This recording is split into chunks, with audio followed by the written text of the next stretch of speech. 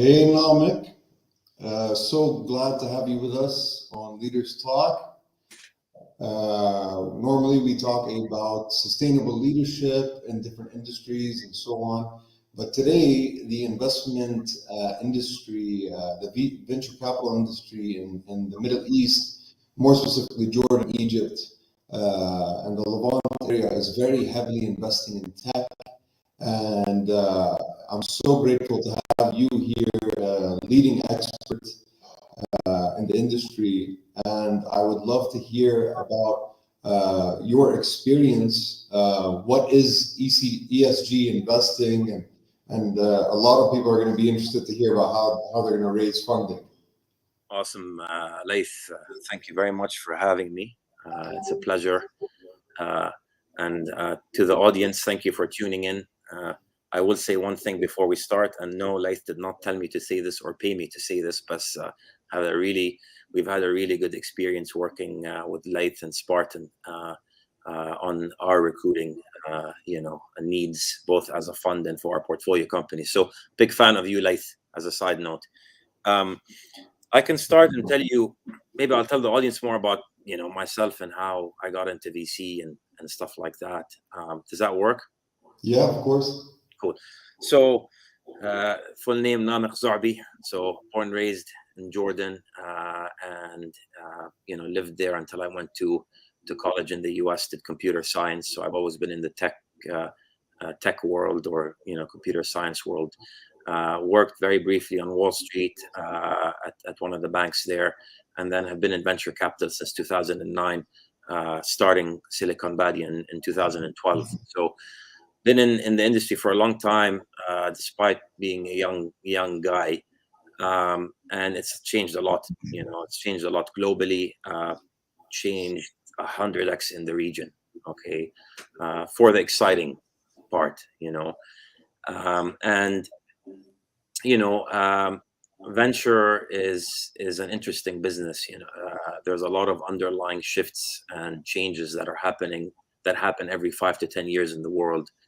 One example is the iPhone, and so you need smart, brave, courageous entrepreneurs to try to tackle these problems and come up with interesting ideas and concepts. And then you need investors like us to come in at various stages, whether very, very early, or later, and provide capital that's needed for these entrepreneurs or these founders to keep growing and scaling.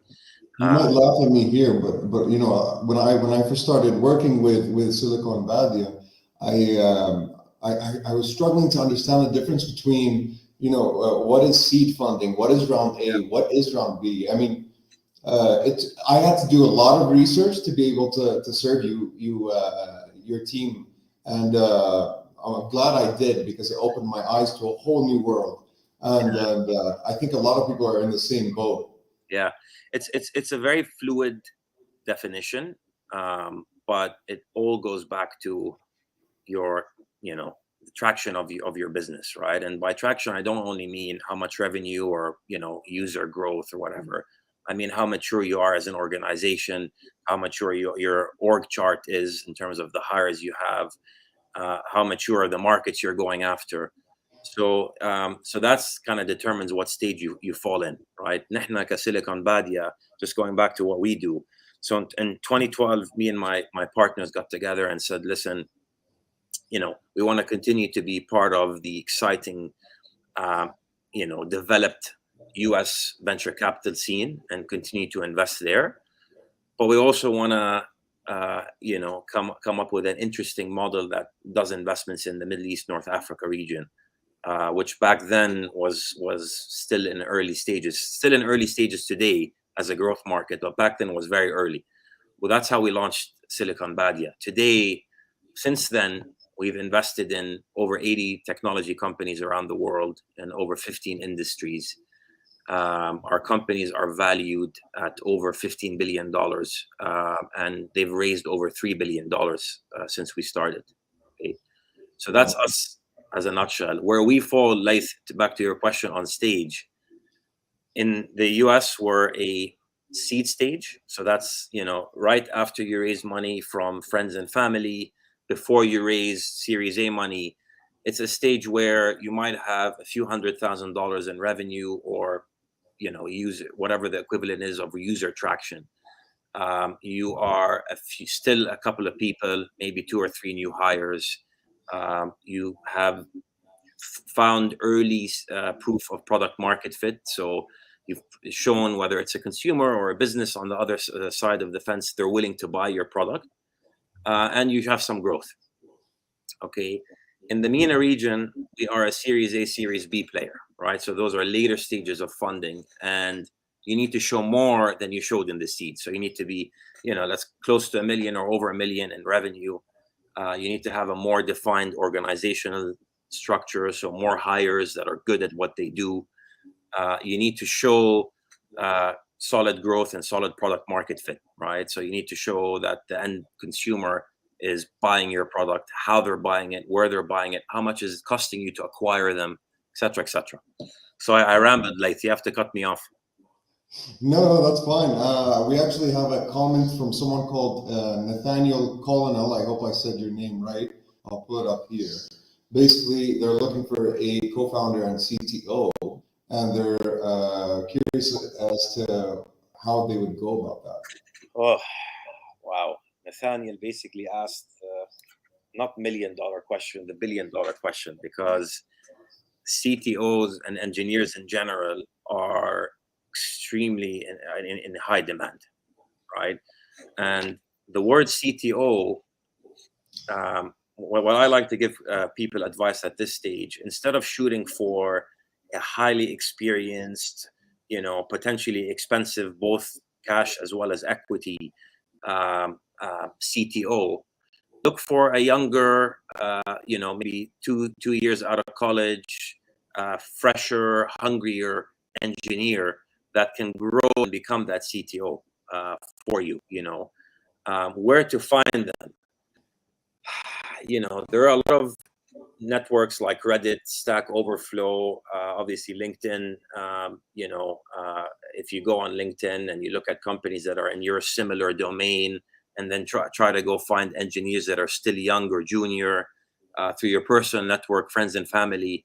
I think those are the networks people find, but there isn't one direct answer, right? If there was, it wouldn't be as hard as it is.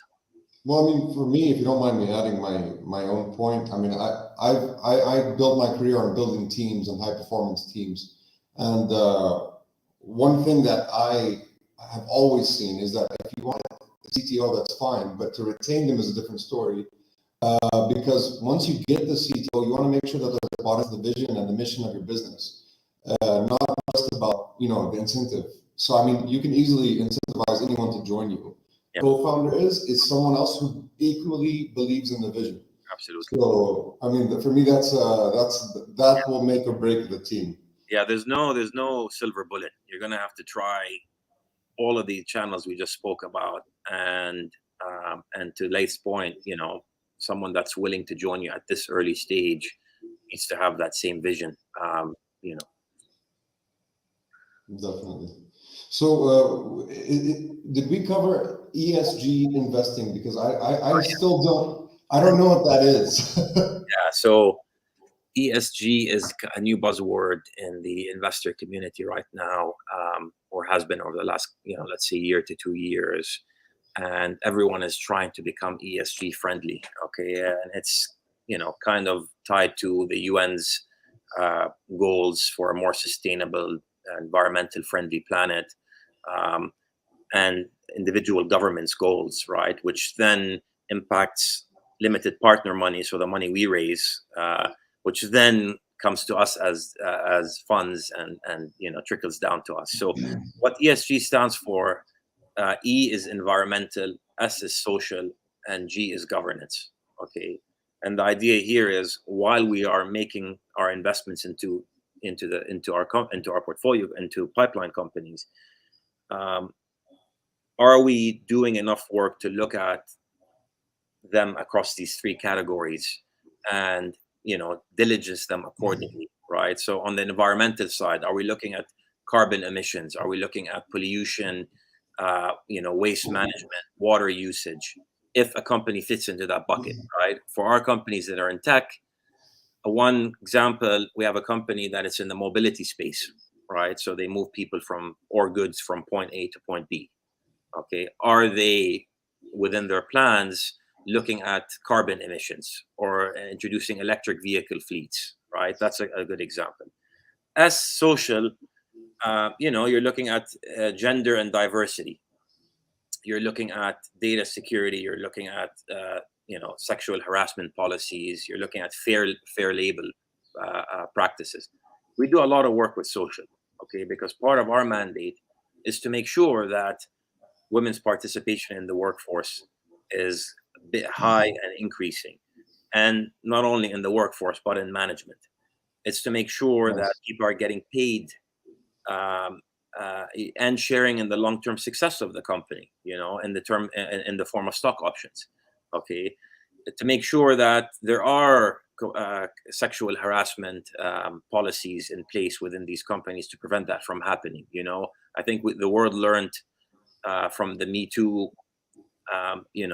incidents that happened over the last 5 years, that this is a serious problem, right? Yeah. And so we tackle it accordingly. The third is governance, okay? And governance is to make sure that, things are being done properly within the company.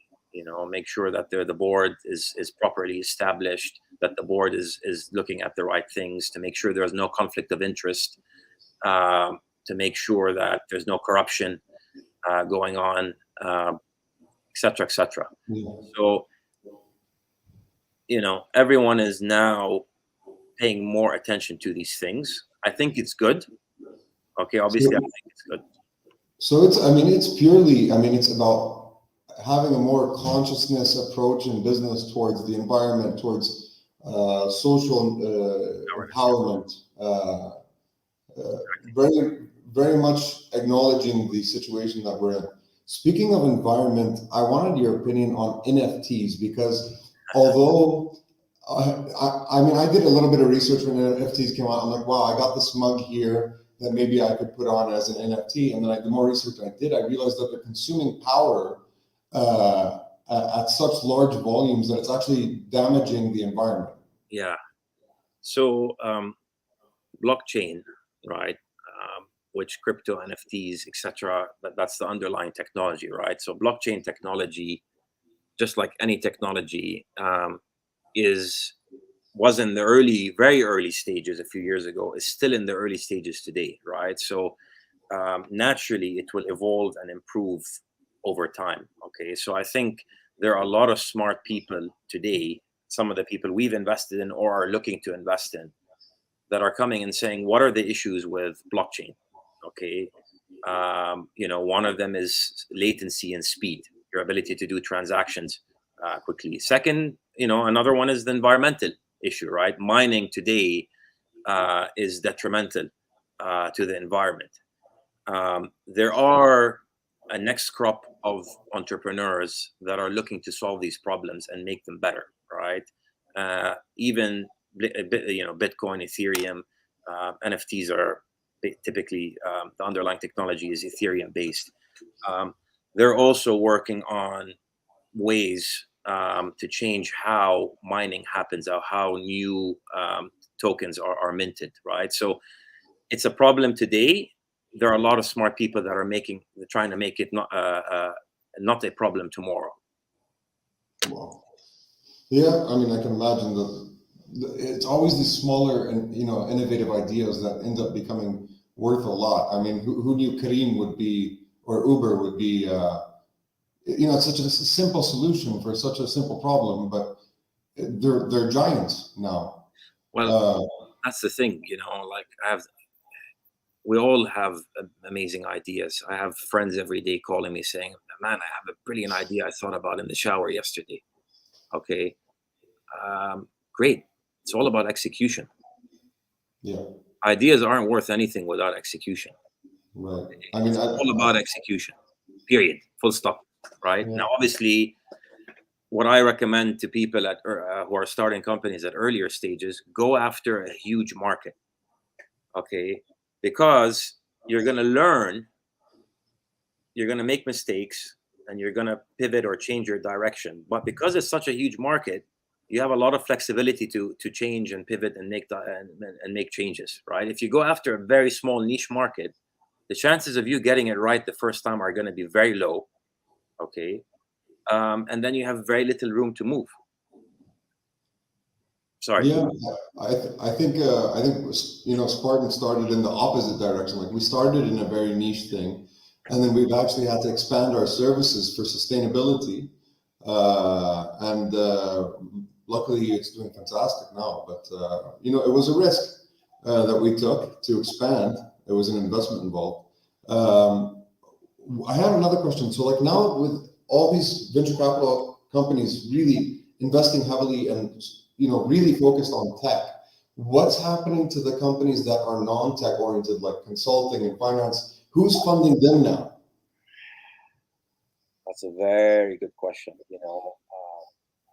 The problem we have, it's good and bad, right? But the technology wave that hit us in the last 10 years, 10 plus years since I started. Okay, when I started in VC in 2009, I would say 10% of my friends were in tech or venture. The rest were in consulting or recruiting or legal lawyers or bankers. Or today, I would say at least 70 to 80% of my friends are involved in this industry in some shape or form, right? So the problem is, because of media, because of all the success stories we're seeing and all the failures and all that, the shows that are coming out. Now you have a show on WeWork and Uber and Theranos, on Netflix and Apple. People think this is the only path. The only path today is I'm gonna start and run a highly scalable, venture backable business. I'm gonna go raise money, and that's what I have to do. I have to start the business, raise money, raise another round, raise more round, keep burning money, and try to get to that unicorn status. I'm completely against it. Not every business needs to be venture backable. Not every business needs to be exponentially scalable, right? You can build very nice, cash flow positive, great outcome businesses for you as an entrepreneur without going through this venture roller coaster. Because you have to remember, with VC, you can go up very fast, but you go down much faster. Look at all the failures that happened. Okay, they went up very fast over a period of 5 years, and then in 1 month they're dead. True. Okay? So it's not the path for everyone. I keep telling people, you don't have to raise venture capital, right? So what happens to these other people? There are still pockets of funds and capital that are looking for these types of businesses. Okay, the problem is these pockets of capital have been distracted a little bit looking at the flashy, high growth tech business, but they've also made mistakes investing in those businesses, right? So now we're seeing a lot of private equity, etc., that have dabbled in tech, have failed miserably because they didn't really understand how to invest in tech, go back to non-tech businesses. So yeah, I've seen a lot of these. I've seen a common mistake with getting too much funding, maybe at either the wrong stage or God knows what, where they stop focusing on the micro details and fine tuning what they're building at some point, and then maybe it doesn't collapse, maybe it works out somehow, but you start to see that these smaller details stop getting the attention that they deserve. 100%. And then, but if you're looking at a business that's being built via that lean business strategy, there's always the attention to detail. There's always the follow up. Maybe the customer service isn't great because they're not at scale to have a full customer service, but there's still that attention to every single detail and thought behind everything. Yeah, and then there's been so much money in the market over the last 5 years or so. basically because central banks around the world were printing it, that the standards have been relaxed even further, right? Which is why I think you're going to start seeing a wave of failures in the next few years, because you can't, you can put lipstick on a pig, but it's still a pig, Yeah. right? Nothing against pigs, right? But I find some of them cute. But you understand what I'm trying to say, Yeah, right? yeah, of course. And so I think people are gonna realize that you don't have to be on that trajectory to be Yeah. successful or make an impact, right? I've always had a dream personally, just having a small business with like 2, 3 employees, and then just being happy and content with that. Like that's my dream situation, honestly. Listen, that's what I'm saying. Everyone has to evaluate what they want to do and find the best path for it, right? What we've been seeing recently is because there's a lot of hype and stuff, everyone wants to follow that path. And it's a hard path. Let me tell you, as soon as you take money from VCs, okay, yes, we're going to try our best to help you, and our job is to help you grow and scale and all that stuff. But I'm a pain in your behind. Yeah. Like, You have your own expectations, and you have your own targets too. I mean, I have investors breathing down my neck. So, Yeah. like, think it twice before you take, my money or Silicon Badia's money. Because yes, we're gonna do our best to support you, which is why we have a good reputation. But it's a serious thing, Yeah. Yeah. Even if I think if it's not just in that situation as well. I think even if it's a merger or an acquisition or God knows what from one company to another, it's the same situation. You're getting a full different set of pressure where before it was more laid back and you were just taking your time, taking it easy, building your own vision, and then all of a sudden you actually have people who are equally invested and they want their own visions or micro visions implemented as well. So you lose that autonomy as you might have had before. 100%. So how can these new tech companies raise funding? Where would they start? You mentioned before that you start with family and friends and here and there, but obviously that's not going to be sustainable for the long term. So the audience today is global or based where mostly? A bit of everywhere. We have from the US, from Jordan, from. Shoof, it's gotten harder and harder in Jordan. In the US, it's easier, right? You have, it's not necessarily easier, right? Because yes, you have a much diverse and larger supply of capital, but you have a much larger competition as well. So people have this misconception that, oh, it's so easy in the US. You can, yeah, but not really, right? Because there's a huge pipeline. We look at 60 deals a month in the US, and we're a smaller operation, right? So, but Jordan in specific has become a little bit difficult. Egypt's easier, much easier, because it's a hot market. It's growing fast. You have a lot of growth stories. I think, like you said, the first round of funding typically is your friends and family, which shouldn't be taken for granted either, right? Because when I raise, when we raise for our funds from individuals and friends, family come in, I take that more seriously than when I take institutional capital, right? Because they're my friends, family. So that's your first group. That's typically where people usually go and raise, right? It's those friends, family, or angel investors who really believe in this person, or knew him from his or her past life, worked with him before, etc. After that, typically you're looking for seed funds. Okay. One shortcut to getting to seed funds that a lot of people use is what we call a accelerator program. Okay. Big ones are Y Combinator, 500 Startups, Techstars, Flat Six Labs in the region, Oasis 500 in Jordan. Okay. The idea behind those programs is, can they accelerate your path to raising capital? Yes, a lot of them tell you, oh, we're going to introduce you to mentors that are going to change your life. Yes, you might meet one or two connections during that period, that 3-month program, that will help you a lot. But really, it's to give you an opportunity to shortcut your way to pitching investors at what they call demo day, right? They do the heavy lifting of the demo day, which is a day where all these companies pitch to hundreds of investors, right? So if you don't get into one of these programs, that's fine, right? You have to go and find seed funds directly. Okay, a little bit harder. A lot of my LinkedIn, for example.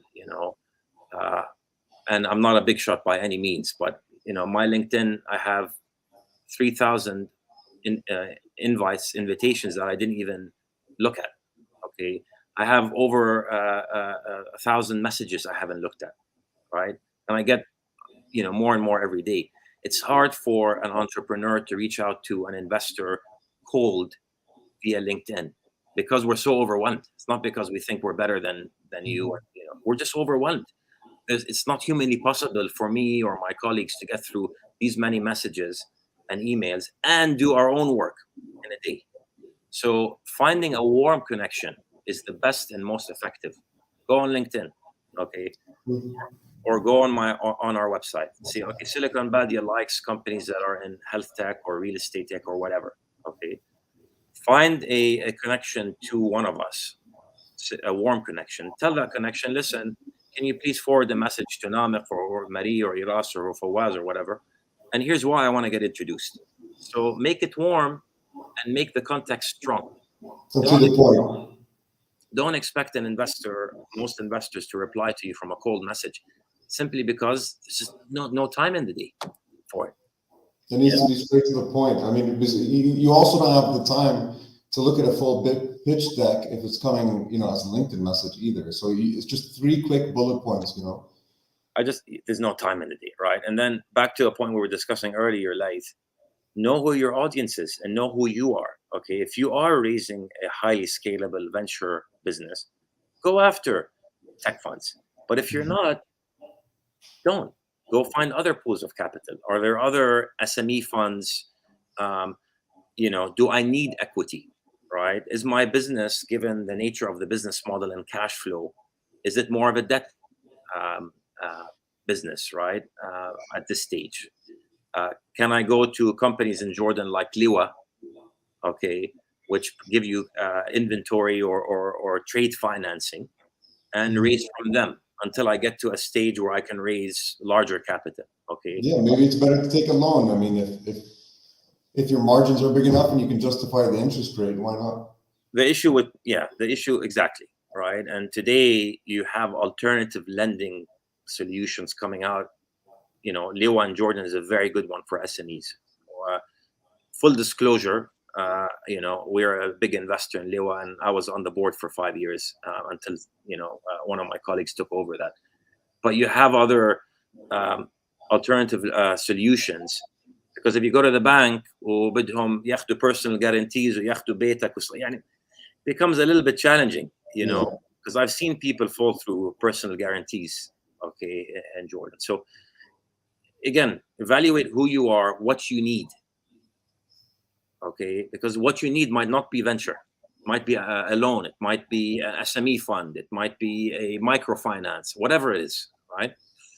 Have you seen a lot of people submitting financial proposals for their business where the founder forgets to put himself on payroll? Forgets or doesn't? Or doesn't. Maybe he thinks that self-sacrifice is worth it, Shuf, it's important to be scrap. So that's a very good question. By the way, you have very good questions, Laith, I have to say. Okay, we're doing an investment in Jordan, which will close in the next couple of weeks. And the founder texted me recently, said, "Can we get on a call alone?" I said, "Oof, shu saar." Ali, I want to talk to you about my salary. I said, "Great." Ali, I want to pay myself X. Okay, هلا the way we handle this topic, there's a thin line between greed and too much sacrifice where you're uncomfortable. Yeah. Okay, it's our job with data, i.e. Laith Khoury and Spartan, okay, to decide, where the middle is, okay, where you're not getting overpaid, where you're not motivated and not hungry to work, or you're draining the company's cash and resources, especially when cash is king, at the earlier stage. Oh, cash is queen. Well, we have to be more, gender aware these days. Social empowerment. 100%. So cash is queen, right? And there's a difference where you're not getting paid, or you're so stressed, or your kids or wife or whatever your mother, whatever your obligations are, where you can't focus on the business because مش عارفة تحط خبز على الطاولة. Okay, so it's our job when we make investments with companies, when we're looking to invest and after we invest, it's our job to find that middle line, to make sure that they're comfortable enough where they don't have to go at home and worry about eating, but they're not so comfortable where the guy or girl's buying a Ferrari or a Porsche the next day.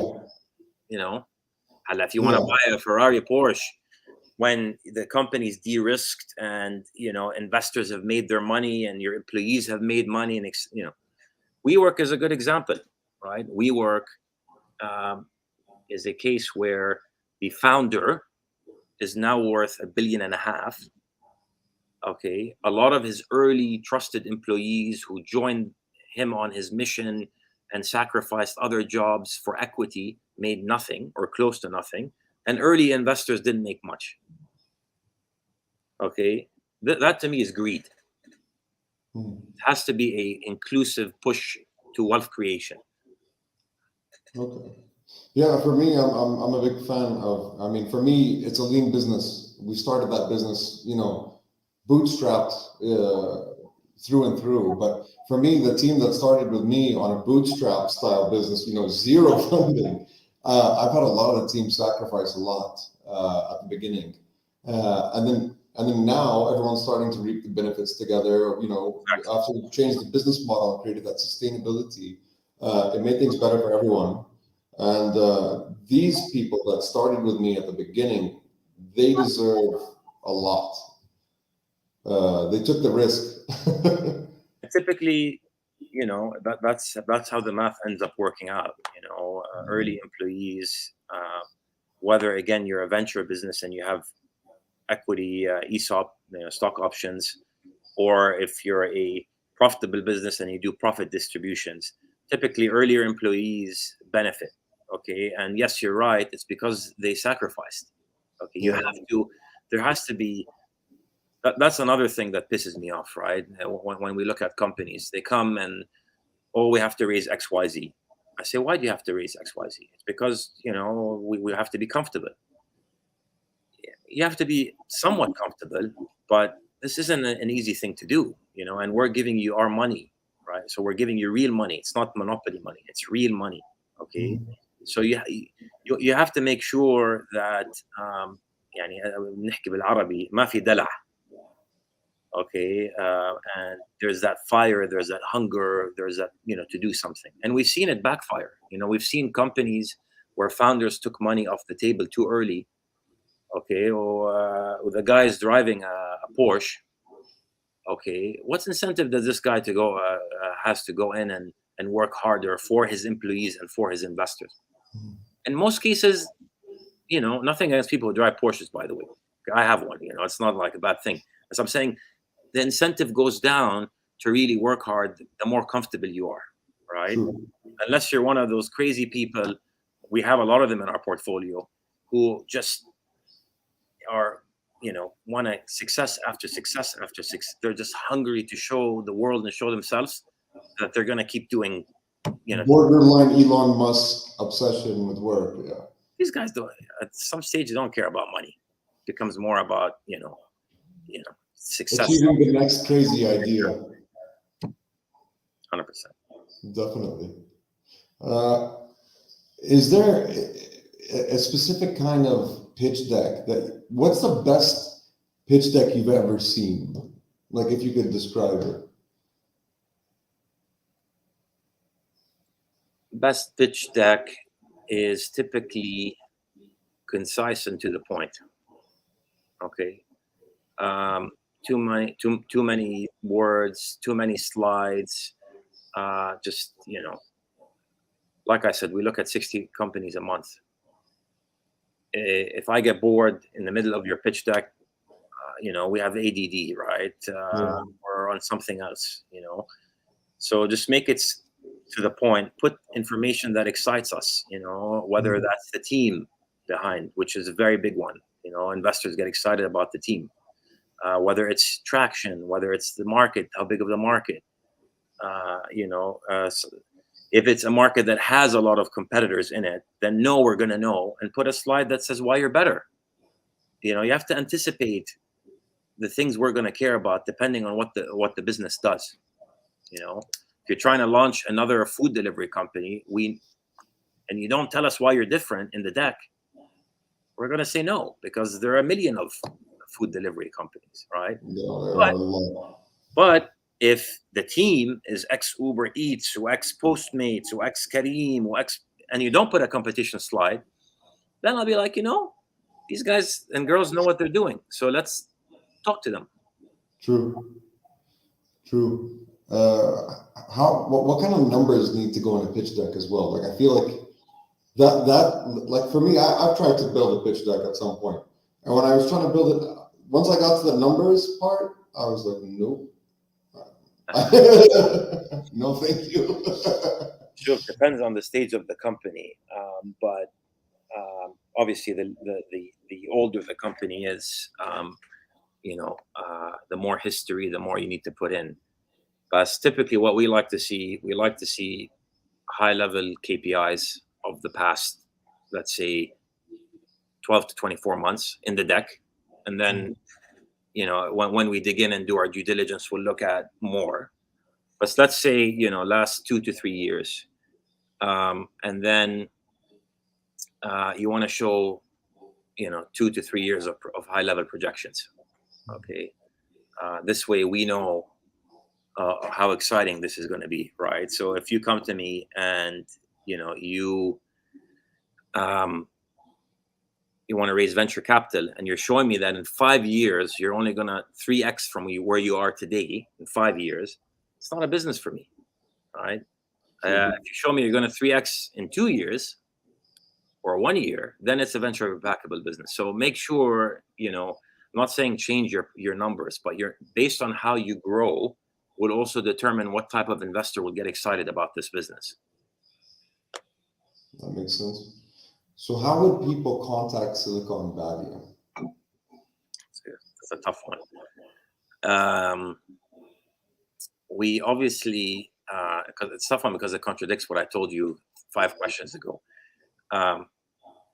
The most effective how to contact us, we have an email on our website, you have our LinkedIn's, etc. That's how to contact us. But how to stand out though in that monster wave of emails and phone calls? The most effective way, again, is to come to us through a warm channel. One of our founders, another investor we work with, a friend or family member, right? And when you come through that's another thing. Just because you came through a warm channel doesn't mean it's going to be effective. Make sure you tell us why, okay, we should be interested in your business, and be very blunt about it. Don't be arrogant about it. Be blunt.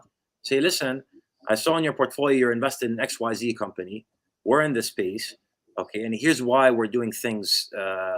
Why we're going to do very well. 1, 2, 3, 4, 5. Here's the growth over the last year, and here's what we're expecting to do in 2 years. Okay, but if it comes through a warm channel and there's no context, it's as ineffective as coming through a cold channel. May as well go straight to the junk folder. Even if you can't find a warm channel, try the cold channel. I'm not saying there's 0% chance. We actually look at, some of my colleagues look at. That's another thing. Know who you're targeting in the organization, right? I'm a managing partner, okay? So I'm at the top of the food chain, meaning I'm stressed out of my, head on a daily basis, okay? And my time is extremely, extremely limited, okay? So go a level or 2 lower. Go to our investment associates who is they're not full-time job, but a big chunk of their job is to find the best deals for us to invest in. Yeah. You'll have a much higher conversion with that person than coming to me. Much higher, 5x higher, right?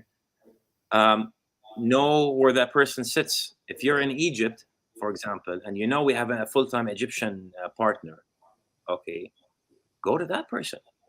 Don't come to someone sitting in the US or Jordan, right?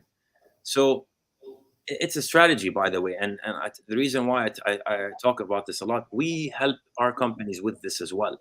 When our companies want to raise their next rounds of funding, I do this for them. I go and find the organizations that fit. I find, if I don't know them, I find a way to get to them through a warm channel with context. I find out who to get to. If I can't find that channel, I try a cold channel, but I do it extremely creatively in a way to stand out. This is starting to sound a lot like recruitment. Exactly. It's sales. It's sales. End of the day, it's sales. Yeah, it is sales. It's a game of probability most of the time, I think. 100%. Well, Namek, I want to say thank you so much for your time. And if anyone has any questions, you can feel free to type on the comment sections, or you can send us an email on our website at Spartan. And anything that I feel might be of interest to Silicon Valley, I might relay to their team. Great. If anyone has questions now, I have a few more minutes. Otherwise, we can. Well, let's have a look. We do have a couple more questions. Ashraf Al-Mahou, this is something. That's a compliment, not a. That's a compliment, yeah. Well, we have another compliment. I believe you know this one. This was, thanks so much. And I think we do have another one from Nathaniel as well. And a couple. Oh, wow. Give me questions, compliments and all that stuff. Thank you. But bigger market size, the better it will be for the startup.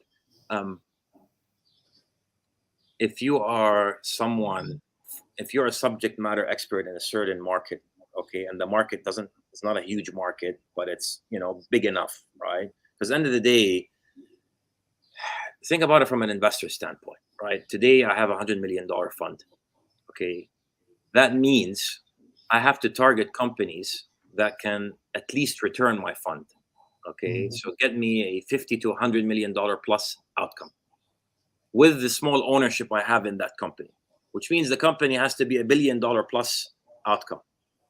Very hard to be $1 billion plus outcome in most markets, okay? So investors like when the market is big because it shows them that you can, even if you get 5% of this market or 2% of this market, it's still a big outcome, okay? And B, it allows you within this market size, to make changes as needed.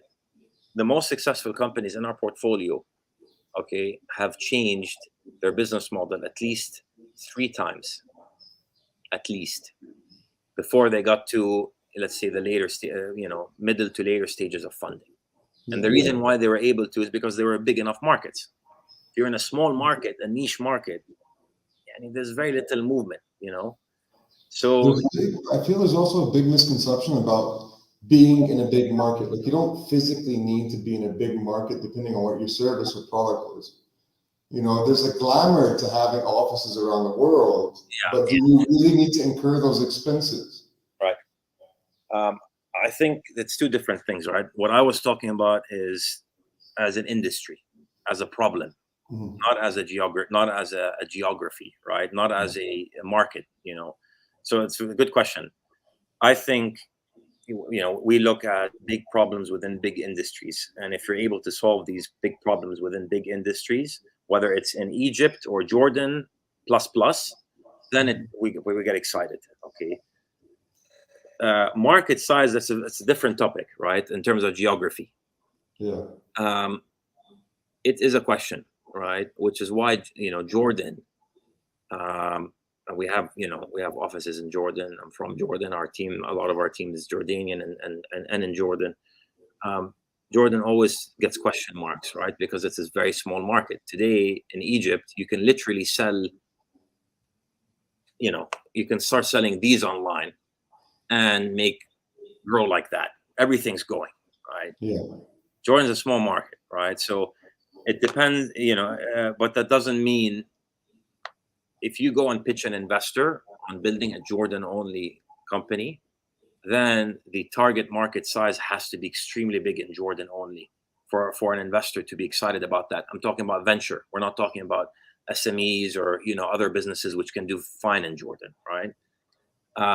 But if you come to me and say, listen, we're going to start in Jordan, prove it in Jordan, and then expand to bigger markets as we see fit, then that becomes more interesting. True. Also, I mean, the expanding geographically, I mean, one of the biggest reasons I would imagine is either it's a great strategic location or it's a matter of culture. Cultural understanding of the market.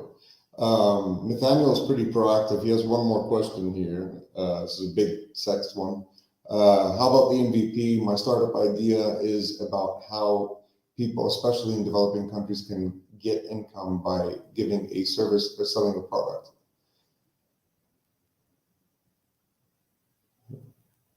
Could it be called MVP? Laith, if you understood the question, you can answer it. I have an idea of what it is. It's not too clear. Nathaniel, if you can clarify that, that would be great for us. But basically what I think it's regarding is in regarding to selling a product everywhere over kind of what we were talking about, selling a product or service which is applicable anywhere, no matter where you are. But if what he's talking about is in regards to financial aspects, I can't answer that. But other than that, I think this has been a great chat. And Namek, thank you so much. Any questions that might come up in the comments that I don't know how to answer, I will forward them to you. But thank you so much for the talk. I think it was great. And I'm so grateful that we got to share this with the startup community here.